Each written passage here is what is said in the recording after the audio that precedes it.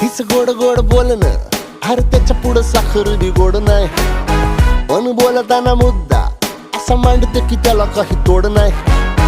कधी माझ्यावर चिडली नाही, काही झालं तरी रडली नाही. लाडी गोडी प्रेमाची माझ्या हृदयाला भिडली नाही. अरे नशिबानं मिळतंय पण तू गावाजूला सरकवले. गुरमीनं पिरमाला खड्डा पाडून अडकवलंय. तुला येड लावलं